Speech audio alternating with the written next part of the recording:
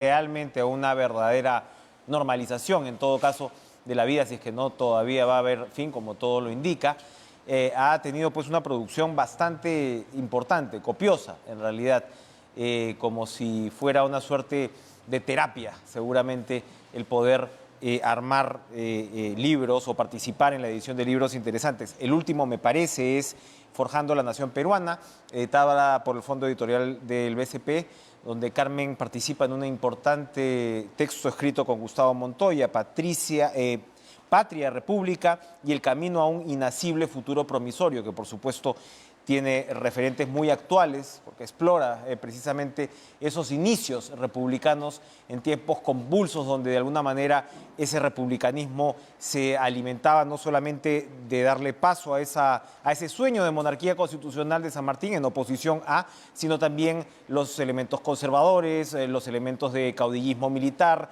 en fin, como digo, ¿no? Esta invención, Carmen, un gusto reencontrarnos, ¿cómo está usted? Esta invención en realidad de la República, que por supuesto hasta ahora sigue su camino, no es una historia de ninguna manera que se haya terminado de escribir. ¿Cómo está? Buenas noches. Buenas noches, Enrique. Muchísimas gracias por la oportunidad y realmente muy cierto lo que dices, ¿no? La República se plantea como un experimento, ¿no? Los que la imaginan saben que el camino va a ser difícil, que va a ser un camino de error-acierto, pero como tú muy bien dices, nace en circunstancias muy difíciles, con caudillos, con ejércitos internacionales que llegan en oleadas, con facciones, con golpes, ¿no? Entonces nuestro camino ha sido un camino complicado, pero siempre ha habido posibilidades de salir adelante, ¿no? Hay que pensar que después de la independencia, después de esa década, le sucede casi una década de guerra civil y guerra internacional, con una invasión, ¿no? Entonces, quizás volver a esos orígenes para tratar de repensar, ¿no?, el tipo de república que queremos de cara a este siglo XXI tan lleno de desafíos. Ahora, sin por supuesto forzar paralelos, el texto tiene de todas maneras elementos que nos suenan vigentes, increíblemente hasta hoy, ¿no? Cuando hablamos de lo que señala usted como esta suerte de republicanismo duro, jacobino, ¿no? Se podría incluso plantear con publicaciones como La Abeja Republicana, ¿no? Y este tipo de discurso que era también al mismo tiempo muy excluyente y claro, con un gran reclamo del orden, ¿no? En un momento, pues, el trabajo, por ejemplo, de Pando, volví a leer a la memoria, ¿no? Con respecto a esta defensa de un ejecutivo sumamente fuerte. Todos esos, digamos, esas vertientes han estado en discusión en nuestro país prácticamente desde el principio y lo siguen haciendo, ¿no? Bueno, diríamos que el jacobinismo es el ala más radical, ¿no? Es lo que sería la izquierda en ese momento. Y lo que es interesante es de que justamente porque se tiene que enfrentar con el modelo que trae el protectorado de monarquía constitucional, se va a llevar la república o el discurso republicano hasta sus extremos, ¿no? Hay que recordar, y creo que ahí lo mencionamos en el artículo, que un peruano es el que traduce a Thomas Paine, ¿no? Thomas Paine tiene ese libro Common Sense, Sí. ¿no? Y Common Sense habla de abolición de la esclavitud, de la ruptura con la iglesia, secularización del Estado, ¿no? Y pedazos de ese Common Sense se publicaban en La Abeja, ¿no? Entonces hay una ala radical, más bien asambleísta, ¿no?, que es la que decide elegir un triunvirato, ¿no? No queremos un solo presidente porque no queremos concentrar el poder, son tres los presidentes, o sea, la primera junta gubernativa, y eso no ayuda a lo que llamaríamos hoy día la gobernabilidad en medio de la guerra. Y está la otra facción a la que tú te refieres, que es el conservadurismo, el republicanismo más conservador, que plantea, digamos, darle el poder, otorgarle el poder al Ejecutivo. Entonces yo creo que desde los inicios ha habido una tensión entre el Ejecutivo y el Legislativo, y es lo que seguimos viviendo en la actualidad. Y el libro está estupendo, lo tenemos ahí en imágenes, como decía, del Fondo Editorial del BCP, está por cierto en línea también, pero ha publicado usted bastante más y ha tenido, digamos, incluso un cuento infantil que tiene que ver, que es Trocito, ¿no? El rostro, ¿no? La tela que quería hacer bandera. Y entonces usted no solamente tiene una compilación, además de sus artículos, ¿no? La República Agrietada, si la memoria no me falla, y ha trabajado en más, pero incluso a la hora de abordar un mundo complejo, ¿no? Como el de los cuentos para niños, La Patria Vuelve, ¿no? Sí, La Patria probablemente desde mi primer libro, pero quisiera darle el crédito al editor Ramón Mujica, que ha hecho este trabajo extraordinario con este libro, con unas imágenes que no habían sido publicadas antes, consiguiendo los permisos. Es una pequeña joya, ¿no? Así es. Pero volviendo a lo mío, Trocito sí, Trocito es un pedacito, ¿no? Que se pierde, no tiene toda una historia de reencuentro con el colectivo, ¿no? Este pequeño trocito que no sabe quién es, está buscando su identidad, ¿no? Entonces yo creo que esos han sido mis temas desde mis primeros libros, la utopía republicana, el proyecto nacional, ¿no? El tema de cómo construir una identidad, cómo construir un proyecto político en el largo plazo, ¿no? Y también en la República Agrietada es un poco a lo que llegamos, ¿no? Con la peste. Cómo lo que nos encontró fue una república rota, fragmentada, con un Estado ausente, ¿no? Y a partir de ahí un poco me puse a reflexionar en el sentido que hay que resignificar a la república y dotarla nuevamente de contenido, porque lo que se está, digamos, notando en estas discusiones es la ausencia de contenido, es la lucha por el poder, ¿no? Una confederación de intereses personales más que un proyecto nacional. Que definitivamente recuerda, volviendo al artículo del último libro, que recuerda a esta suerte de, no digo que vayamos a pasar por eso, ¿no? Pero cómo se llega a la guerra civil, que es finalmente la consecuencia de estos intereses difuminados y los caudillos y esta falta, ¿no? Efectivamente de proyecto común. Repito, no digo que vayamos a llegar a eso, pero pareciera, y a eso voy, si trazamos, ¿no? Una línea ya, por supuesto, de 2 siglos, pareciera que de alguna manera nuestra política está en eso, ¿no? O sea, es decir, el desmembramiento de la institucionalidad política nos lleva de alguna manera a estos tiros al aire por aquí, por allá. Bueno, Basadre decía de que lo que lo sorprendía a él, que él era pues un vitalista, un optimista, probablemente un niño que nació en Tacna, ¿no? Tacna cautiva, vio al ejército chileno desfilar cada 18 de septiembre. Entonces esa necesidad de patria para Basadre era fundamental y eso se nota en sus libros y él dice pues que el Perú es como un archipiélago, ¿no? Y que lo que lo sorprendía él era cómo este archipiélago había logrado una suerte de unidad, ¿no? Que nos habíamos integrado, que a pesar de todo lo que nos desafiaba constantemente, éramos capaces de encontrar ese nosotros, ¿no? Pero como tú bien dices, los intereses personales han estado luchando por imponerse desde un principio, ¿no? Javier Luna Pizarro tiene esta frase extraordinaria que dice, si nosotros no logramos controlarlos, ellos terminarán por llevar a la República a la anarquía, ¿no? Entonces la anarquía es la anarquía de intereses, ¿no? Que es lo que estamos viviendo en la actualidad. No se ve un proyecto, sino se ven montones de grupos que están luchando y que al final, como muy bien dices, pueden terminar en una guerra civil. Ojalá que no ocurra, pero digamos, ya está la guerra verbal, ¿no? Entonces, si se piensa en otro libro que acabo de publicar con un colega sobre una guerra civil en Chile y una masacre, empieza con una guerra de palabras, ¿no? Y digamos, los actores no se contienen hasta que esta guerra se desborda y se entra pues, en un enfrentamiento armado, ¿no? Entonces, lo que hay que hacer es contener la violencia y saber utilizar bien las palabras, ¿no? Porque yo creo que las palabras mal utilizadas pueden causar muchísimo daño que muchas veces es irreparable. Las palabras y las formas que precisamente son las que contienen, pues, los cimientos democráticos, ¿no? Cuando se rompe esto, estamos pasando a otro estado. En medio de esas palabras, muchas veces no escuchamos muchas palabras del actual presidente de la República, ¿no? O las escuchamos, digamos, en contextos distintos, ¿no? Lo que se llama la plaza pública, hay quienes dicen que él sigue en campaña, etcétera, etcétera, etcétera. ¿Qué papel es el que le toca al presidente, con sus problemas, por supuesto, en circunstancias como estas? Bueno, él llega pues en un momento donde la presidencia de la República ha sido degradada, ¿no? cuántos presidentes en cadena, presos, investigados, suicidados, ¿no? Entonces es como que hubo una esperanza de que se podía regenerar, como decían en el siglo XIX, ¿no? La regeneración de la República, ¿no? Pero lo que vemos es digamos, los viejos comportamientos, ¿no? Prebendarios, patrimoniales, y la ausencia de un proyecto, ¿no? Un proyecto con palabras, ¿no? Y yo creo que acá lo que hay que hacer es resignificar palabras tan poderosas en esa década fundacional, que este año que viene nuestra República cumple 200 años. ¿No? ¿Y cuáles eran las palabras? Igualdad, justicia, felicidad, bien común, ¿no?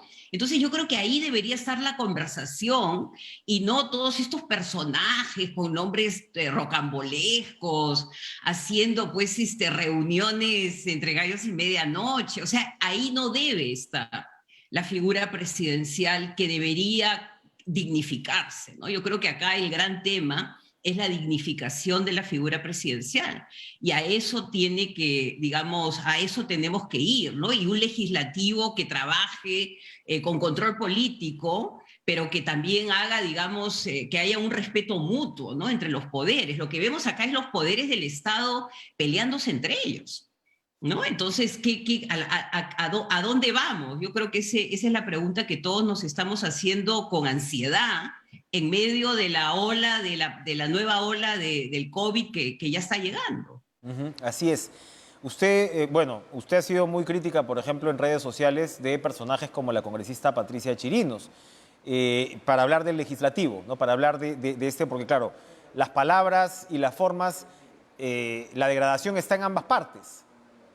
Exacto, exacto. Ambas partes estamos, digamos, en un juego donde uno no puede tomar posición ni por uno ni por otro, porque yo creo que en el caso de esta congresista que yo conozco, yo soy chalaca, yo he nacido en Bellavista, tengo una casa en La Punta, soy vecina punteña. Bueno, nosotros conocemos pues lo que ocurrió con Chimpún, lo que hizo con los presupuestos, cuántos líderes de Chimpún presos. Entonces, asumir, digamos, la vocería moral, ¿no? En estos momentos es una suerte de ironía para que te des cuenta cómo está el juego político, y por el otro lado, pues el secretismo, salir a medianoche, ¿no? El presidente de la República del Perú, el representante de la nación peruana, el primer magistrado de la nación, ¿no? Entonces yo creo que hay que asumir ese rol que es tan importante. El Lucho Yohamovich tenía unas frases muy lindas para Valentín Paniagua, ¿no? Él decía, Paniagua era el oficiante de un ritual antiguo que él entendía, ¿no? Entonces el eslabón de una cadena, ¿no? Que no es bicentenaria, es milenaria, ¿no? Desde la invención del nombre del Perú. Entonces eso es lo que el jefe de Estado tiene que llevar consigo cuando va caminando por las calles, cuando está en cualquier lugar, ¿no? Él es el representante del Perú. Pero ahí toca usted y un yo punto. creo que eso no ha sido, él ha sido investido de un poder y de una representación que pareciera ser no se la está tomando en serio.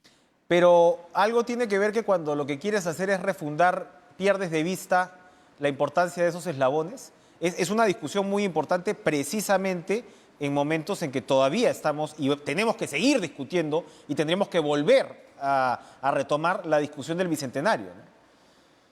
Sí, yo creo que ahí está parte, tú tienes mucha razón, ahí está parte del problema, ¿no? Cuando tú crees que estás inaugurando y estás hablando de temas que han sido tratados centenares de veces, o sea, en el siglo XIX, discusiones sobre educación, discusiones sobre soberanía, Juan Bustamante, sobre ciudadanía para los indios, para el respeto y la dignidad. Entonces, son discusiones que digamos, el presidente probablemente en su ímpetu por el cambio no reconoce, ¿no? Yo creo que lo que uno tiene que reconocer, y hay una frase de Barack Obama que a mí me parece extraordinaria, ¿no? Dice, yo me conformo con escribir un párrafo en la historia de los Estados Unidos. Ujú. O sea, ese presidente tan sabio, tan renovador, no dijo yo me voy a escribir 5 volúmenes, yo voy a refundar. No, él Claro. le daba, a pesar de ser un afroamericano, le daba crédito a los fundadores, a Washington, a Jefferson, ¿no? Entonces, tiene que ser una conversación con el pasado. En el caso de Paniagua, pues escribe este libro fantástico sobre Manuel Pardo, y ahí un presidente está conversando con otro, ¿no? Entonces, con todas las limitaciones que pudo haber tenido, hay un respeto por tus antecesores, ¿no? Yo creo que esa idea fundante es, al final no te lleva a nada, porque te das cuenta que al final vas a cometer los mismos errores si no reconoces que tú estás llevando contigo una carga histórica, ¿no? Y parte de esa carga histórica son pues estos patrimonialismo, prebenda, ¿no? Que eso ha venido arrastrándose desde la época de la fundación de la República.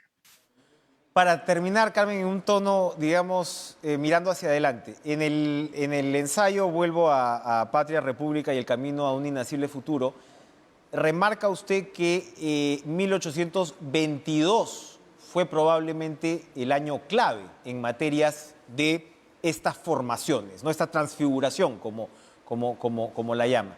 Y lo digo porque se nos viene el bicentenario del 22 y como decía, la celebración o la conmemoración o el debate o la discusión o la resignificación del bicentenario, para usar su término, no se acaba pues con este año, todo lo contrario, ¿no? Y probablemente al ir saliendo, ojalá, de la pandemia, tenemos que volver. ¿Por qué el 22, si lo tenemos que decir de manera resumida, fue un año tan fundamental en la formación de nuestra República?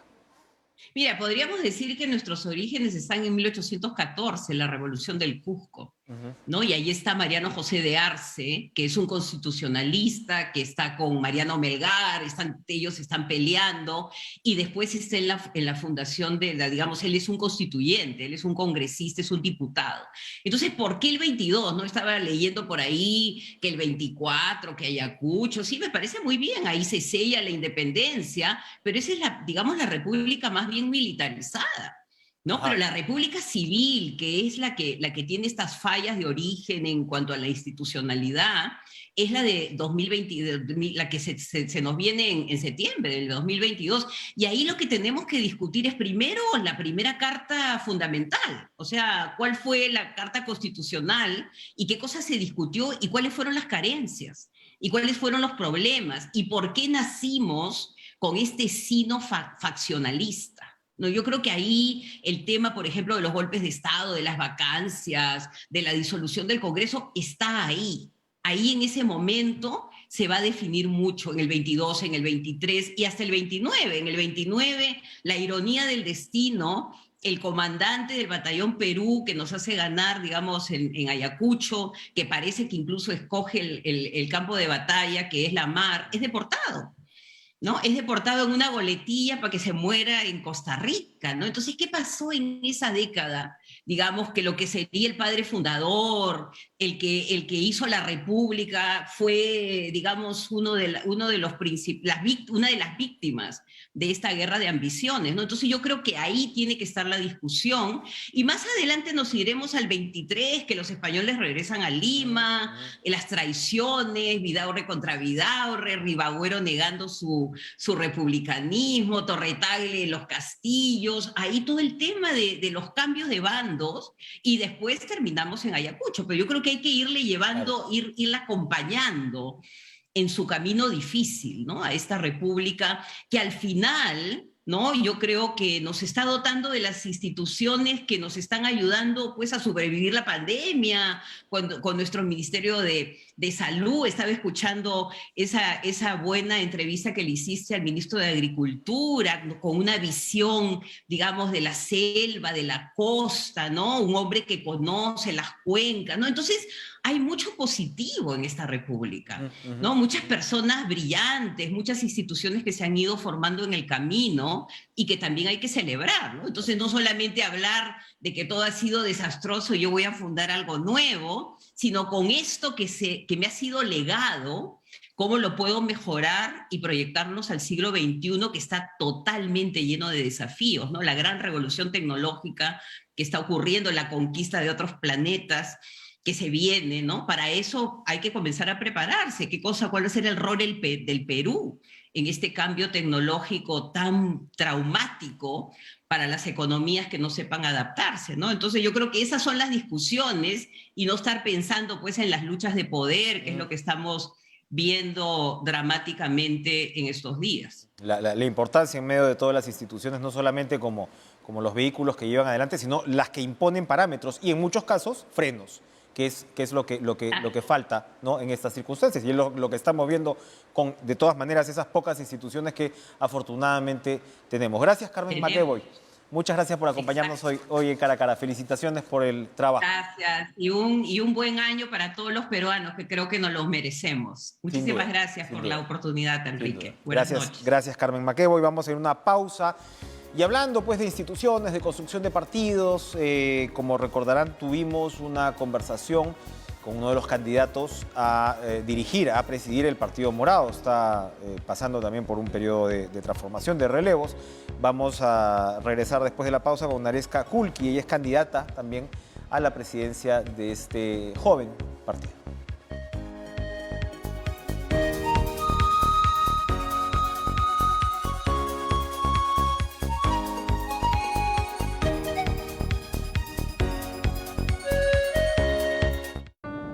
Hoy más que nunca, es tiempo de creer. La fe nos hará más fuertes. Yapanchis, Cusca Cactinchis. Naira Kataru Mitsuñaniwa. Y Ainutino Atin, Tunja Ina Patahino Atin. Pero nun matsamit Ainoti, Kanak Chuangmi. Y que en esta Navidad, Jusa Payaru Kut Ascañaniwa. Iskay Waranja, Iskay Chunka Hukniu Huatapi. Seamos más grandes.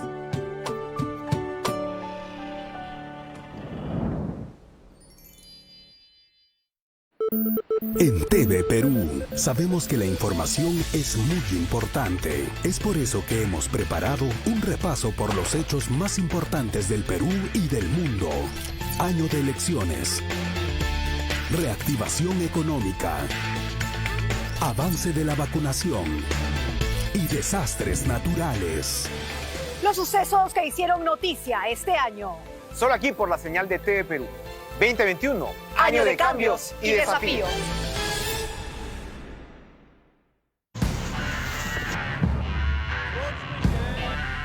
Para entender mejor lo que pasa en el mundo. Para comprender cómo funciona la geopolítica.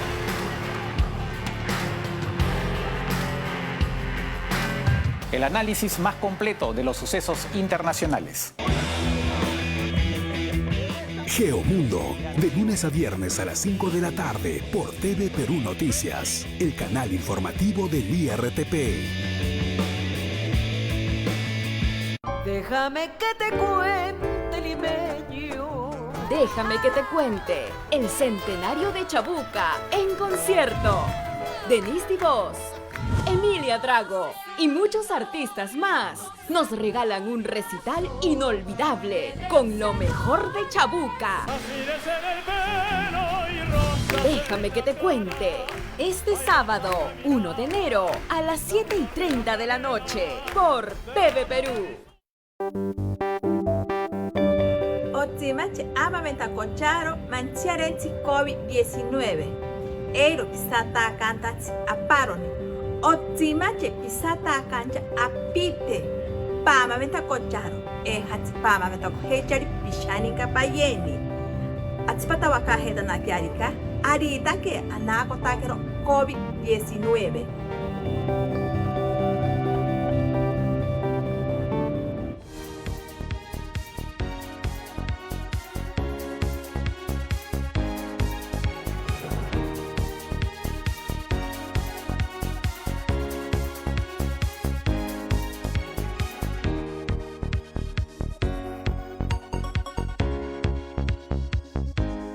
El Partido Morado renueva su dirigencia este jueves. Este jueves tiene elecciones internas, un partido que, como habíamos comentado en los últimos días, generó mucha expectativa, terminó con un resultado bastante magro, ¿no?, en las elecciones generales, pero hay que recordar que uno de sus congresistas fue el presidente de transición, es decir, emergió en ese momento en el cual, ¿no?, la crispación política no llegaba a extremos y, bueno, Francisco Sagasti se convirtió en el presidente. Como siempre lo decíamos un poco con Carmen McEvoy, ¿no? Esta suerte de péndulos peruanos, de ahí se terminó con esta elección de resultados pobres, hay que decirlo, a pesar de que hoy tienen 3 congresistas conocidos, básicamente en el Parlamento, pero la decisión, entre otras, fue que Julio Guzmán, el fundador del partido, deja pues la presidencia, tiene un compromiso académico en Estados Unidos y se da esta renovación. Vamos a conversar con Naresca Kulki, ella es candidata precisamente a la presidencia del Partido Morado. ¿Cómo está, Naresca? Buenas noches. Hola, ¿qué tal? Buenas noches.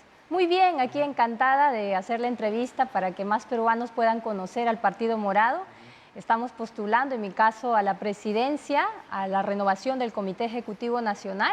Dentro de mi lista, la lista que encabezo, está presente también la congresista de la bancada morada, Flor Pablo Medina, entre otros militantes que han estado trabajando durante todos estos años por construir un partido realmente democrático, honesto y sobre todo que esté al servicio de los peruanos y peruanas. Cuéntenos un poco de usted. ¿Cuál ha sido su especialidad? ¿En qué momento se suma al Partido Morado? Pues bueno, soy una joven política, abogada de profesión. Ya llevo 5 años en el Partido Morado. Siento que... O sea, casi desde la fundación, prácticamente. Claro, casi desde la fundación. No soy fundadora, pero estoy ahí acompañando en este proceso de construcción partidaria institucional.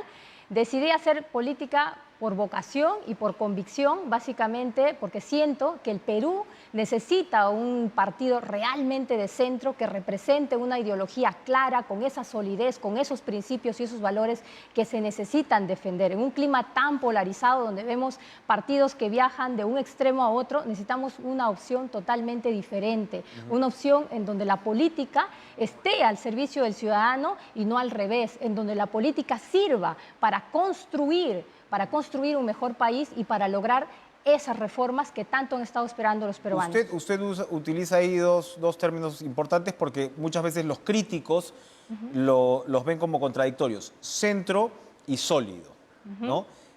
Porque lo que se dice es que el centro termina siendo, para esos críticos, ni chicha ni limonada. ¿Cómo ese centro políticamente se debe presentar? Porque finalmente acá estamos hablando del convencimiento de los electores como una opción válida. ¿Por qué? ¿Por qué el centro es una opción válida? Claro que sí, nos dicen el centro son tibios, ¿no? Porque no están a ningún lado ni al otro, pero en realidad centro no significa estar en una condición, una situación de determinación. El centro que nosotros representamos es un centro que tiene una ideología clara, es un centro que representa la moderación que tanto se necesita en este país y es un centro que trabaja en función sobre todo de valores y principios. Nosotros no nos acomodamos a una situación y tenemos una ideología, lo cual no encontramos en otros partidos que se dicen a sí mismos de centros, porque oportunistamente voy viajando o a la izquierda si me conviene o voy viajando a la derecha. En el caso de nosotros no sucede lo mismo y más bien lo que tratamos de recuperar es una visión republicana porque sentimos esa necesidad de construir lo que ha quedado pendiente, lo que conversabas con la señora McEvoy. Ha quedado pendiente una república de ciudadanos que puedan ejercer sus libertades, que puedan ejercer sus derechos responsablemente. Y está pendiente una república, sobre todo, Enrique, una república de iguales, una república donde se reconozca la diversidad. Y sabes que uno de los desafíos en nuestro país es la regionalización y es también el no ser un país en donde haya un centralismo, porque ¿sabes qué? El centralismo excluye. Y justamente esto se refleja en sistemas de partidos precarios que no logran tener brazos fuertes a nivel nacional. Y un partido también tiene que, para crecer, para expandirse, hacer este análisis, hacer autocrítica para decidir finalmente cuál es la estrategia a aplicar y crecer políticamente hacia las regiones. Y la visión que tenemos en esta lista que represento justamente es eso, ofrecer una opción de partido político que sea regional y que sea al mismo tiempo popular y nacional. Descentralización. Los críticos otra vez le van a decir, pero mire usted, Naresca, cuánto se ha avanzado en el tema de transferencia de presupuesto y mire usted que tenemos a 19 de los 25 gobernadores regionales o investigados por corrupción o incluso en algunos casos presos. ¿Cuál es la respuesta a esa crítica al proceso de descentralización? El proceso de descentralización es un proceso que nunca, en realidad, se ha concretado. Ha habido una descentralización, entre comillas, y descentralizar ciertamente no significa únicamente ver cuestiones de presupuesto. Y uno de los grandes desafíos que tiene el Perú de estos momentos, el Perú de estos tiempos, es generar mejoras en la gestión institucional de esos gobiernos locales y esos gobiernos municipales o regionales, porque yo puedo transferir recursos, como dice la Contraloría General de la República. Hay una paradoja ahí en cuanto a los recursos que se reciben, porque finalmente esos recursos o las cantidades que ingresan a un gobierno local no son garantía de una buena gestión y una ejecución en servicios o en obras de calidad. Entonces nos estamos quedando también por el tema de gestión. Y vuelvo a lo mismo, los partidos políticos no son la excepción. Necesitamos también aprender a gestionar con resultados. Esa es la visión que nosotros traemos de un partido moderno, de un partido que utiliza la innovación, de un partido transparente, de un partido horizontal en donde no haya un líder caudillista, en donde no haya un dueño, porque necesitamos múltiples liderazgos. Más mercado, más Estado. Necesitamos tanto Estado como sea necesario. Eso es lo que necesitamos. Y por supuesto necesitamos mercado. Nosotros no somos un partido que está únicamente centralizado en defender luchas sociales. Nosotros somos un partido que defiende la economía social de mercado, que defiende sobre todo una economía tan frágil y el desafío que tenemos como peruanos frente a una crisis. Estamos aquí justamente tratando de generar propuestas y proyectos. Y esa es la idea de una renovación en nuestro partido, porque necesitamos trabajar fuertemente con nuestra bancada, que si bien es chiquita, pero es poderosa. Necesitamos trabajar con ellos estos proyectos para que juntos podamos despegar, para que podamos darle esa oportunidad y reflejar sobre todo esas necesidades que tienen en cuanto a economía, ¿no? ¿Pasa esto por una nueva constitución? Pasa esto por una nueva constitución. Me parece que es importante hacer reformas en la constitución, pero habría que ver siempre el momento. Entonces, para nosotros la postura que hemos adoptado, inclusive de campaña con Julio Guzmán, es que sí es necesario reformar nuestra Constitución, porque hay cosas que todavía están pendientes, pero en un proceso en el cual estamos inmersos en una crisis, me parece que hay que buscar la oportunidad de hacerlo, y me parece que definitivamente el momento no es. Pero más adelante sí hay que ir tocando y en todo caso hay que ir avanzando, ¿no?, con el estudio de estas reformas. Lo comentábamos con su competidor, con Luis Durán, hace algunos días. El Partido Morado ha tenido momentos de conflicto interno fuertes. Se cuestionó el liderazgo mucho de Guzmán, estuvo ahí gente como Carolina Lizárraga, etcétera. Usted menciona ahora el acompañamiento de una congresista, como digo, reconocida o conocida como Flor Pablo. ¿Cómo garantizar que la cúpula va a estar ensamblada de aquí en adelante para el Partido Morado? Bueno, el Partido Morado, resaltar, en principio, Enrique, que no es un partido de cúpulas, es un partido más bien que es convocante, que está abierto a su militancia. Y justamente el ejemplo de que está abierto a la militancia soy yo misma y son los integrantes que me acompañan en esta lista, ¿no? La renovación de liderazgos, porque resalto que no somos un partido con dueños. Entonces, de ninguna manera, lo que estamos viviendo más bien es un proceso de fortalecimiento institucional, porque todo partido aspira a ser realmente democrático, tiene que tener esa convicción, y se logra materialmente en hechos a partir de una elección libre, abierta para la militancia. Entonces, justamente lo que estamos pasando ahora es un proceso libre, abierto, democrático, de elecciones internas, que nos va a fortalecer desde luego, y es, en resumen, una fiesta democrática lo que estamos viviendo. En caso usted asuma la presidencia del partido, ¿qué papel van a tener Guzmán y Sagasti? Reconocemos mucho que hemos tenido una etapa fundacional, ¿no?, digamos, de desarrollo institucional primero, y dentro de esta etapa ha participado definitivamente Julio Guzmán. Ha hecho muchos esfuerzos por construir una institución que quiera hacer una política decente y diferente, y reconocemos todo su trabajo, por supuesto. Igual reconocemos el trabajo que ha hecho Francisco Sagasti, lo que representa para el país como líder político, y ellos van a estar acompañando este proceso, ¿no? Para participar de una organización política como la nuestra, no necesariamente tienes que estar en una dirigencia nacional, en un cargo en específico, sino lo hacemos desde nuestra vocación de servir y como militantes. Esa quizás es la diferencia que existe entre este partido y las otras organizaciones políticas. Ellos están como líderes políticos ya formados, reconocidos a nivel nacional, y van a estar apoyando este proceso de crecimiento, este proceso de expansión que nosotros tenemos como meta, ¿no? ¿El primer desafío serían las elecciones del próximo año? ¿sí? Ese es uno de los desafíos que tenemos que afrontar. ¿Plantean ir solos? ¿Podrían ir en alianzas en algunos casos? Claro que sí, planteamos ir con alianzas, no lo hemos descartado. Es más, venimos ya trabajando internamente en todas las regiones porque sabemos que necesitamos también fuerte presencia en las diferentes zonas del país. Y esa es una meta y estamos trabajando unidos. A la fecha estamos, por ejemplo, ya incluyendo a más militantes, invitando, y aprovecho más bien la oportunidad y el espacio para invitar a más peruanos que estén convencidos en que la política es para servir. Y estamos aquí tratando de construir una institución distinta, ¿no? Una institución más cercana a la ciudadanía, una institución que escuche realmente. Eso es lo que buscamos, una institución que sea regional, porque lo que tenemos generalmente con los partidos políticos es que son más partidos.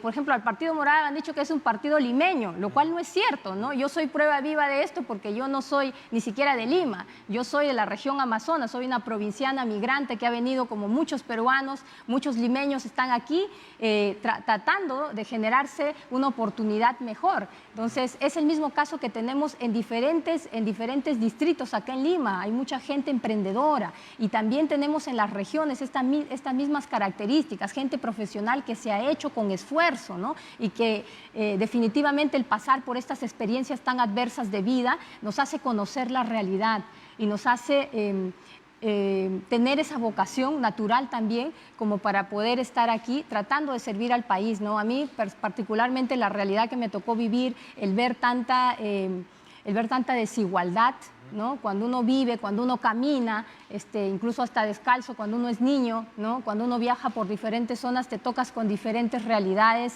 y con esta diversidad que es inmensa, esta interculturalidad también que nos envuelve como país. Entonces eso nos hace también generar una vocación nata por querer hacer algo distinto. Y por eso justamente estamos en este partido. Es un partido republicano porque queremos una república de iguales, de ciudadanos, donde todos tengan la oportunidad de desarrollar sus proyectos de vida. Y esto lo ha resaltado inclusive Julio Guzmán, ¿no? Cuando conversaba un poco de cuál es esa mística que tiene y el espíritu con el cual nace un partido que pues tiene la idea de transformar muchas de las cosas que se avisoran en la política, ¿no? En la clase política más tradicional. Bien, Naresca Kulki, candidata a la presidencia del Partido Morado, suerte entonces en las elecciones de este jueves y estaremos pues muy pendientes del resultado. Efectivamente, revisando estos idearios republicanos para conversar con Carmen Maquet hoy, los primeros, te decían en 1821, incluso antes, era una república de iguales, ¿no? En búsqueda de la felicidad. De la en felicidad. Realidad, finalmente, pues de eso estamos hablando con bienestar y desarrollo. Gracias por estar con nosotros hoy, Naresca Kulki. Muchísimas gracias, Enrique. Gracias a todos. Gracias. Vamos a continuar ahora. En un minuto vamos a recibir a la ministra de la Mujer y Poblaciones Vulnerables, Anaí Durán, pero antes vamos a escuchar lo que dijo el abogado del presidente Pedro Castillo, el señor Eduardo Pachas. Escuchemos. Bueno, mire, sea la fiscal Córdoba o sea cualquier otra fiscal que actúe de acuerdo a ley, solicite la información, se la vamos a dar, pero que no tenga una persona con fines políticos y no pise la dignidad del presidente de la República en atención a sus comentarios hechos en sus redes sociales. El artículo 153 de la Constitución Política es claro que los jueces están prohibidos de hacer política. La palabra es prohibidos. Y aquí no hay que, en mis tiempos libres, que eran mis memes personales, no. Pero una fiscal, desde que el día que amanece hasta el día que duerme, los 364 años del año y los 12 meses del año, son fiscales y como fiscales están prohibidos hacer política. Y en ese sentido, la señora Nora Córdoba no puede procesar ni investigar al presidente de la República por su marcado sesgo político. Doctor, ¿hubieron irregularidades? ¿En cuál, señorita? En el caso de los ascensos de las fuerzas aéreas. Tanto en la Fuerza Aérea como en el Ejército no ha habido ningún tipo de irregularidades y estamos dispuestos a dar la información que se crea conveniente. Es más, para que usted sepa, los supuestos e hipotéticos personas que iban a ascender hasta el día de hoy tienen su puesto tal cual como lo tenían antes del concurso. En esa línea nunca ha habido favorecidos ni tampoco perjudicados. Se ha respetado el cuadro de honor que el Ejército y la Fuerza Aérea que usted hace mención presentó y tal cual como el Comité de Elección lo había señalado, se ha respetado esos hechos. Muchas gracias, doctor. Buenas noches. El doctor Eduardo Pachas, entonces, abogado. Bien, el señor Pachas se ha referido, por supuesto, a la fiscal Nora Córdoba, ¿no? Acá hay, digamos, varios temas, porque uno es el de los ascensos. Yo entiendo que la señora Córdoba está en lo que se llama ahora el caso Petroperú, ¿verdad? Y claro, es evidente, más allá, y esto no quita de ninguna manera la seriedad del caso particular en el cual estamos viendo pues, que un proveedor del Estado, una persona que está detrás de un contrato grande y que gana, ¿no?, días después, es decir, es preocupante y eso tiene que ser aclarado, pero desde el otro lado también lo que está diciendo Pachas es, tienes a una fiscal que no investiga directamente al presidente, pero cuya investigación puede llegar, ¿no?, a involucrar evidentemente al presidente y que ha tenido estas expresiones en redes sociales copiosas, además. O sea, estamos hablando de ingentes expresiones que dan cuenta de una posición política muy, vamos a decirlo así, establecida dentro de la polarización que vive el país ahora mismo, al lado evidentemente contrario del que podría representar el presidente Castillo. Entonces, el tema de debate es más allá de la necesidad de una investigación, ¿no?, que absuelva de ser el caso las dudas o en todo caso llegue, ¿no?, a profundizar las investigaciones que pueden involucrar al propio jefe de Estado. La pregunta es si el Ministerio Público puede finalmente poner a una fiscal a ver este caso con esas características. Se dice que los fiscales no tienen que ser imparciales, pero ¿de qué estamos hablando? No es en todo caso una señal de la politización de la justicia. Si lo que se quiere hacer es una investigación seria, no precisamente se está dinamitando la misma con la presencia de una fiscal que evidentemente ella misma ha hecho pública de manera muy colorida sus opiniones. Esa es la primera pregunta que le voy a hacer a Anaí Durán, la ministra de la Mujer y Poblaciones Vulnerables, con quien vamos a compartir, por supuesto, un balance de su sector en estos últimos días, pero la coyuntura nos obliga a planteársela. Ministra, ¿cómo está usted? Gracias por estar con nosotros, como siempre. Buenas noches, Enrique. Buenas noches a todos los que nos están mirando. ¿Cómo ve este tema de la fiscal? Hemos oído al abogado del presidente Castillo que insiste en el retiro de esta fiscal para este caso. ¿Cómo debería reaccionar el Ministerio Público? Bueno, yo creo que aquí hay que tener claro, y creo que ya lo dijo ayer también el ministro de Justicia, creo que esa es una línea coherente, de que en primer lugar se está colaborando con cualquier investigación preliminar, ¿no? Que aquí el presidente quien lo investiga es la fiscal de la Nación, también hay que respetar eso. Y efectivamente, ¿no?, si hay sesgos de determinadas autoridades, como esta señora, pues es mejor por la salud de la investigación y porque todo llegue a los mejores cauces, es que ella pues dé un paso al costado o bueno, se pueda aceptar lo que solicita el abogado, ¿no? Yo creo que un ambiente, como bien se ha dicho, tan crispado, donde efectivamente hay sectores golpistas que están buscando cualquier excusa para hablar de vacancia, que hablaron de vacancia desde el día 1, es importante que se desarrolle estas investigaciones en el marco de la mayor objetividad, ¿no? Creo que eso le hace bien a todos. El presidente ha ido a pedir que se levante su secreto bancario, su secreto fiscal y tributario. Entonces, creo que aquí no se puede decir que no se quiere colaborar con la justicia. ¿No sería importante, ministra, que por el otro lado el presidente Castillo le explique a la ciudadanía qué pasó? Porque parte un poquito de las críticas que no vienen ya solamente de esos sectores que usted llama golpistas, sino que van involucrando, digamos, a especialistas en derecho, etcétera, etcétera. Es, oiga, presidente, ¿por qué no cuenta lo que pasó en esas reuniones que, por ejemplo, están involucradas en el caso de Petroperú?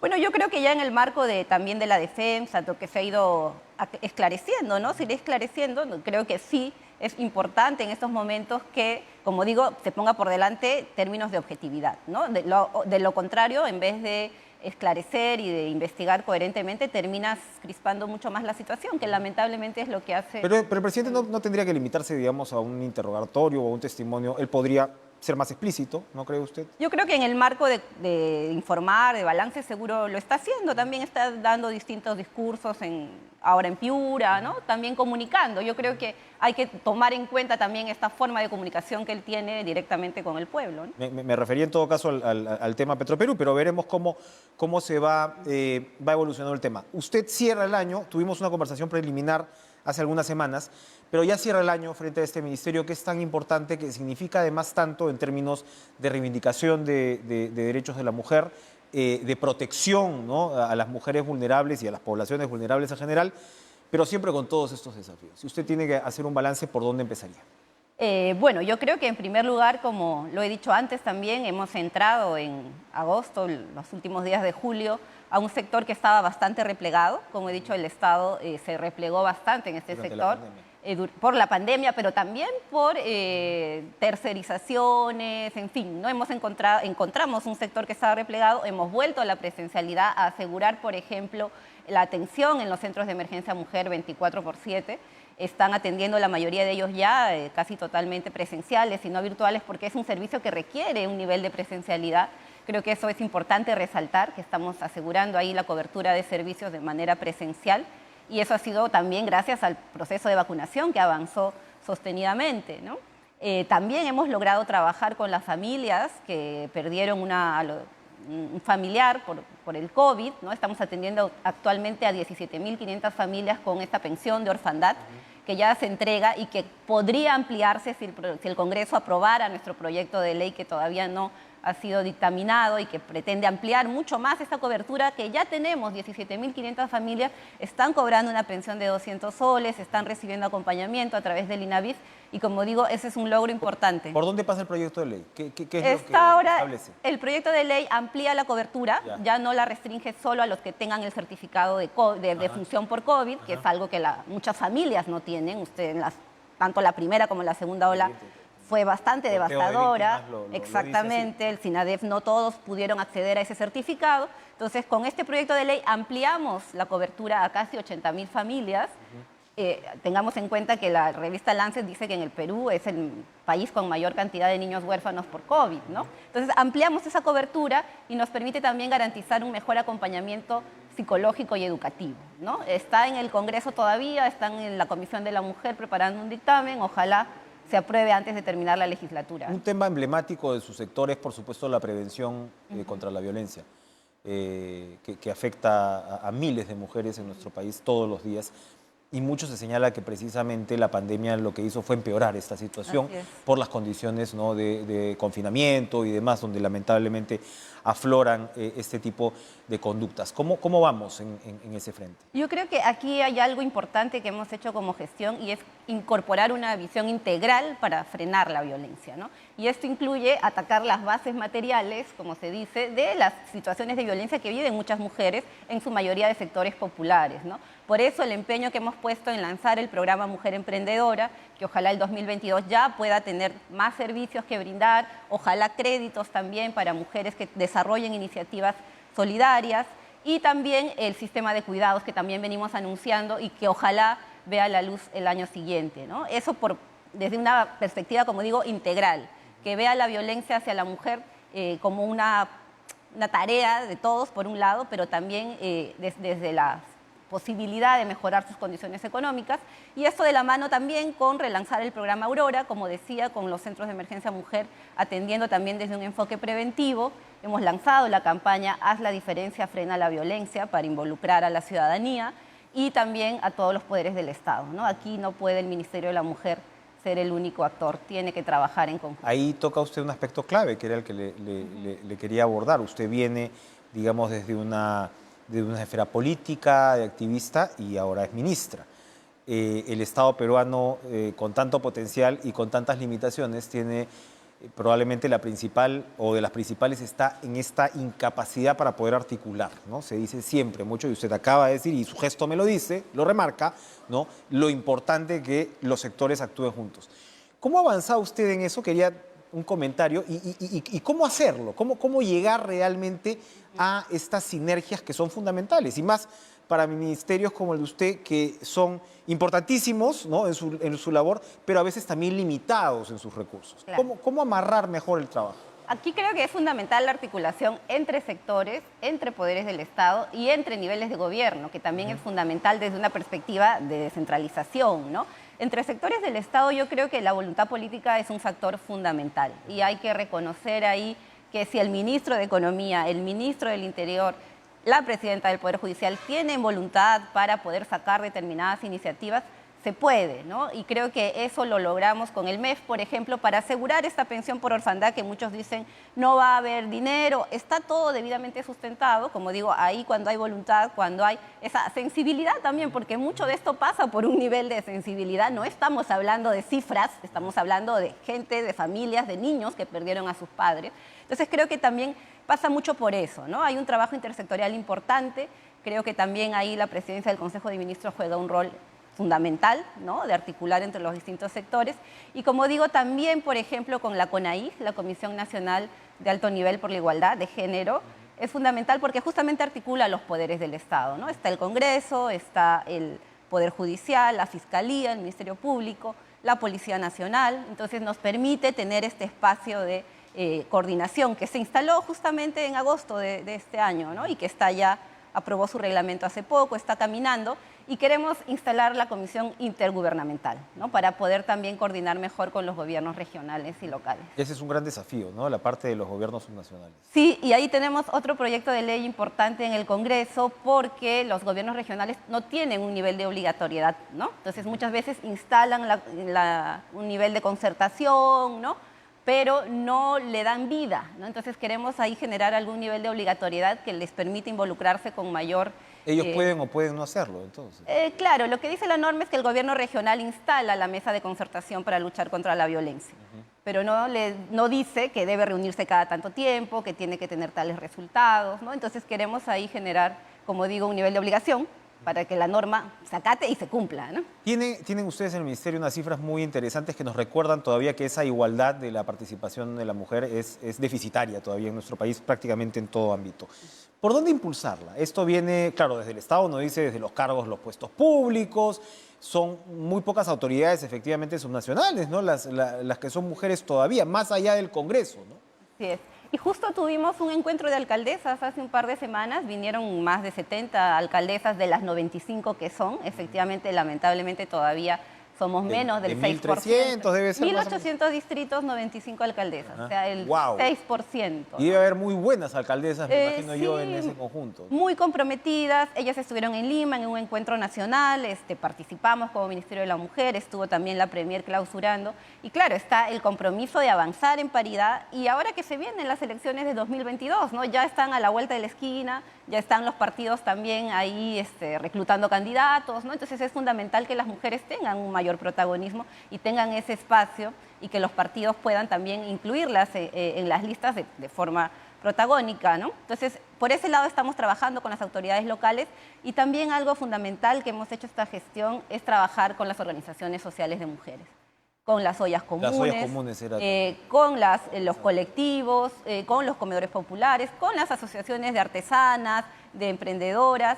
Ahora estamos yendo también a Cajamarca con las mujeres ronderas, que también son fundamentales para la seguridad y para la lucha contra la violencia, ¿no? Entonces, esta estrategia le hemos puesto dialogando juntas, gobernando juntas, nos permite tener esa interacción e incluir a las mujeres como agentes de cambio activos en su comunidad. Tiene la cabeza, porque a mí se me ha ido, ¿cuántas mujeres tenemos cabezas de familia en el Perú aproximadamente? No exactamente, pero tenemos... Es un número importantísimo. Sí, es un número importante que ha crecido además los últimos años y con las que también estamos viendo, por ejemplo, en las ollas comunes, muchas de ellas son madres cabezas de familia, ¿no? Que tienen a su cargo la alimentación de sus familias y de la comunidad, ¿no? Y que están en el territorio y que nos permiten a nosotros también tener, como digo, ahí agentes que nos informan de casos de violencia, que también nos informan de las necesidades y con las cuales nosotros podemos trabajar los programas y servicios que tenemos.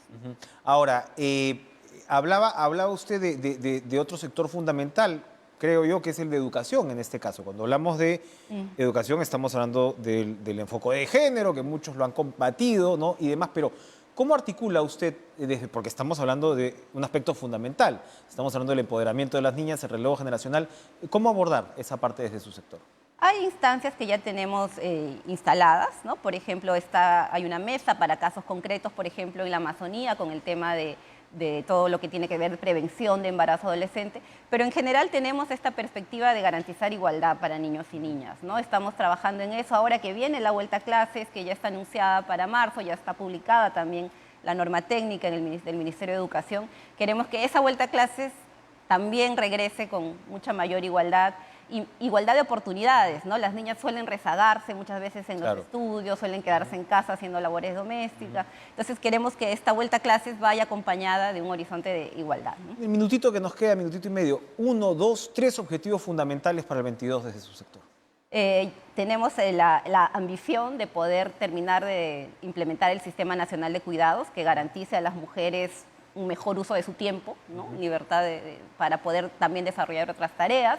Queremos instalar esta estrategia Gobernando Juntas como un espacio de diálogo y de protagonismo también de las mujeres, y queremos garantizar también la protección de niños y niñas, sobre todo los que están en situación de orfandad vulnerable, en nuestros albergues, mejorar nuestra capacidad de acción como Estado, ¿no? Sistema Nacional de Cuidados, eso suena muy bien. Entonces es realmente impulsarlas para que, digamos, por decirlo de alguna manera, la maternidad no sea un limitante para el desarrollo. O el cuidado de adultos mayores. La responsabilidad que tenemos las mujeres frente a las personas que necesitan cuidados debe ser garantizada y reconocida por el Estado, ¿no? Perfecto. Muchas gracias, Anaí Durán, ministra de la Mujer y Poblaciones Vulnerables, por compartir con nosotros este balance. Vamos a una pausa rapidita y regresamos con lo último.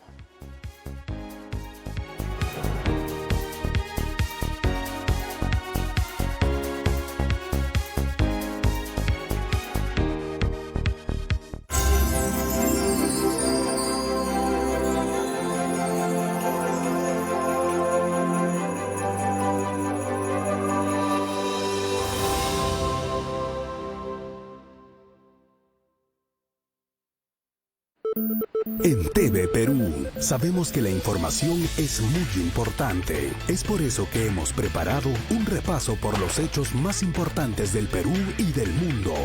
Año de elecciones. Reactivación económica. Avance de la vacunación.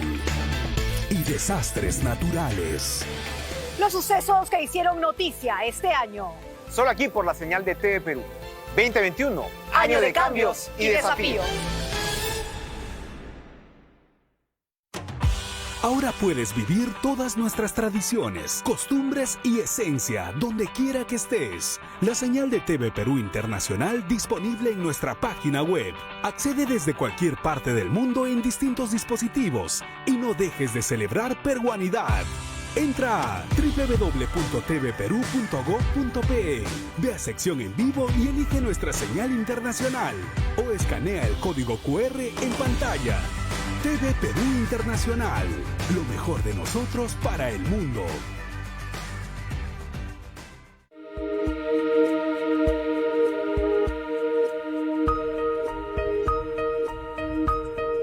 El periodismo es el arte de construir historias para lograr la gran misión, que es informar con libertad y humanidad. Somos TV Perú Noticias, el canal informativo del IRTP. Luchar contra la COVID-19 es responsabilidad de todos. Si ya pasaron 3 meses desde que te aplicaste la segunda dosis, puedes acudir a cualquier centro de vacunación a nivel nacional para recibir la tercera dosis de refuerzo. Asimismo, se ha dispuesto en todo el país inmovilización social obligatoria desde las 11 de la noche del viernes 24 de diciembre hasta las 4 de la mañana del sábado 25. La medida también rige el viernes 31 de diciembre desde las 11 de la noche hasta las 4 de la mañana del 1 de enero del 2022. Recuerde que los mayores de 18 años que deseen ingresar a locales donde se desarrollan actividades económicas en espacios cerrados deben presentar su carnet de vacunación físico o virtual. Para obtenerlo, ingrese a carnetvacunacion.minsa.gov.pe.